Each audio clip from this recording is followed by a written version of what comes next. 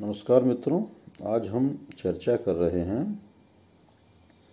BA भाग तृतीय भारतीय समाज महाराजा गंगा सिंह विश्वविद्यालय और बीए भाग प्रथम सेकंड पेपर भारतीय समाज राजस्थान विश्वविद्यालय में परिवार के संदर्भ में ये मेरी आपसे चौथी मुलाकात है।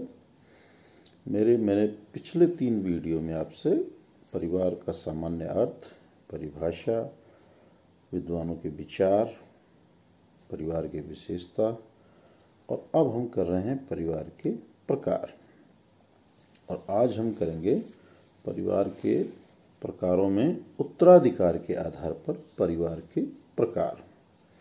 अगर हम उत्तराधिकार के आधार पर परिवार के प्रकारों का विभाजन करें तो हम पाएंगे on the basis of succession, अधिकार की तरह ही एक ही परिवार में संतानों को पद आदि दिए जाने का क्रम भी पितृपक्ष से पुत्रों की या मातृपक्ष से लड़कियों को दिया जा सकता है। इस आधार पर परिवार के 2 प्रकार हैं, पितृमार्गी परिवार और मातृमार्गी परिवार। पितृमार्गी परिवार में ऐसे परिवार में उत्तराधिकार के नियम पितृपक्ष के आधार पर तय किए जाते हैं और मातृमार्गी परिवार में इसमें उत्तराधिकार के नियम मातृपक्ष के आधार पर तय किए जाते हैं। अब है वंश नाम के आधार पर। परिवारों का वर्गीकरण वंश नाम के आधार पर भी किया जाता है।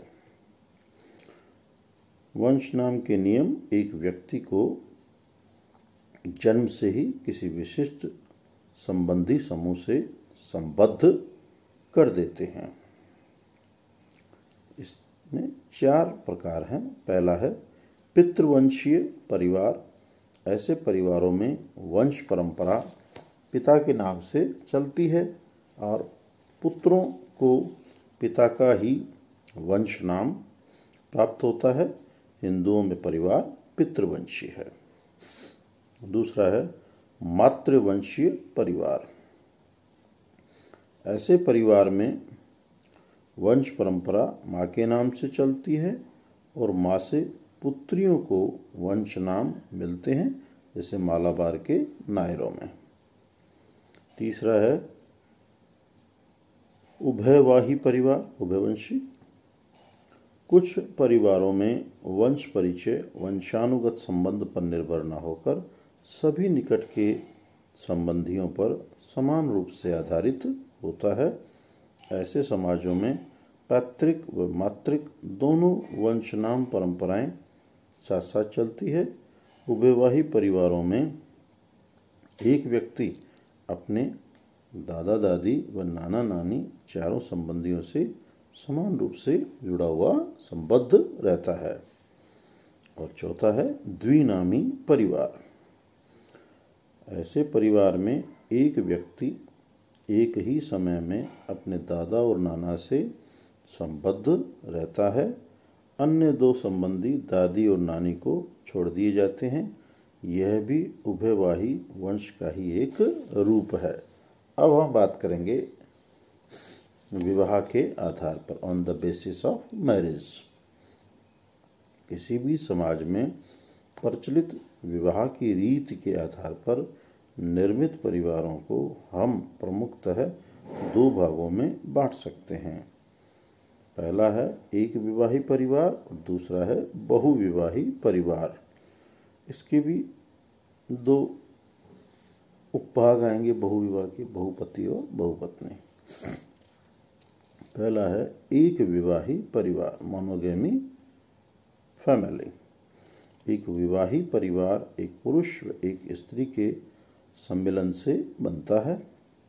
इसमें पति पत्नी एवं उनके अविवाहित बच्चे होते हैं। एक विवाहित परिवार में पुरुष को एक समय में विवाह तो एक ही स्त्री से करने दिया जाता है, किंतु पत्नी की मृत्यु के उपरांत पुरुष की मृत्यु के उपरांत स्त्री पुनः विवाह कर सकते हैं। इस प्रकार से तलाक हो जाने के बाद भी स्त्री पुरुष को पुनः विवाह की स्वीकृति मिल जाती है। और दूसरा है बहुविवाहित परिवार, पॉलीगेमस। ऐसे परिवार में एक समय में एक से अधिक जीवन साथी स्वीकृत होते हैं। इसके दो रूप हैं। पहला है बहुपत्नी विवाह। जब एक पुरुष को एक ही समय में एक से अधिक स्त्रियों से विवाह करने की स्वीकृति होती है तो उसे बहुपत्निक परिवार कहते हैं। मुसलमानों में एक पुरुष को 4 स्त्रियां रखने की स्वीकृति है। भारत में नागा, बेगा, गौंड जनजातियों में बहुपत्निक परिवार पाए जाते हैं। अगला है बहुपति परिवार, जहाँ एक स्त्री एक ही समय में एक से अधिक पुरुषों से विवाह करती हो तो उसे बहुपति विवाह परिवार कहते हैं। इसके भी 2 रूप हैं। एक वह जिसमें सभी भाई मिलकर एक स्त्री से विवाह करते हैं तो इसे भ्रातृक बहुपति विवाह कहते हैं। और दूसरा है अभ्रातृक बहुपति परिवार, जिसमें पति एक दूसरे के भाई न होकर अन्य रिश्तेदार भी हो सकते हैं। इस प्रकार के परिवार जौन साहब और बाबर के खस, नीलगिरी के टोडा व मालाबार के नायरों में पाए जाते हैं। और इसी का एक अन्य प्रकार है समूह विवाही परिवार। जब कई भाई या कई पुरुष मिलकर स्त्रियों के एक समूह से विवाह करें और सब पुरुष सब स्त्रियों के समान रूप से पति हों तो वह समूह विवाही परिवार कहलाता है।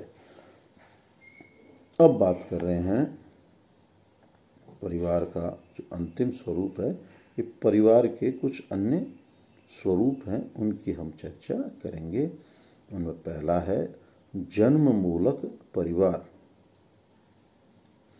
वह परिवार जिसमें एक व्यक्ति जन्म लेता है तथा उसका पालन पोषण होता है, जन्म मूलक परिवार कहलाता है।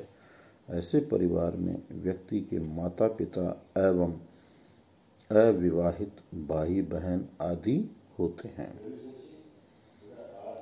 दूसरा है प्रजनन मूलक परिवार। ऐसे परिवार का निर्माण व्यक्ति विवाह के बाद स्वयं करता है, जिसमें एक पुरुष, उसकी पत्नी एवं उसके अविवाहित बच्चे होते हैं। तीसरा है समरक्त परिवार। लिंटन ने परिवार के 2 प्रकार बताए हैं, समरक्त एवं विवाह संबंधी परिवार। समरक्त परिवार में सभी सदस्य रक्त से संबंधित होते हैं, कोई भी विवाह संबंधी उसमें नहीं रहता।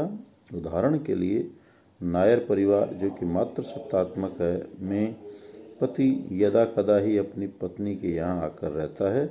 अधिकांशतः एक स्त्री के सभी वंशजी उसमें रहते हैं। और अंतिम है विवाह संबंधी परिवार। ऐसे परिवार में रक्त संबंधी एवं विवाह संबंधी दोनों ही साथ साथ रहते हैं, किंतु मुख्य जोर रक्त संबंधियों पे दिया जाता है। तो ये आज हमने परिवार के प्रकारों की चर्चा की। और कल हम इसी में इसका जो महत्वपूर्ण प्रकार है संयुक्त परिवार, जॉइंट फैमिली पे चर्चा करेंगे। आप सब स्वस्थ रहें, प्रसन्नचित रहें, अध्ययन अध्यापन में अपने आप को संलग्न रखें। इन वीडियोस PDF नोट्स को आप ज़्यादा से ज़्यादा लाइक सब्सक्राइब करें।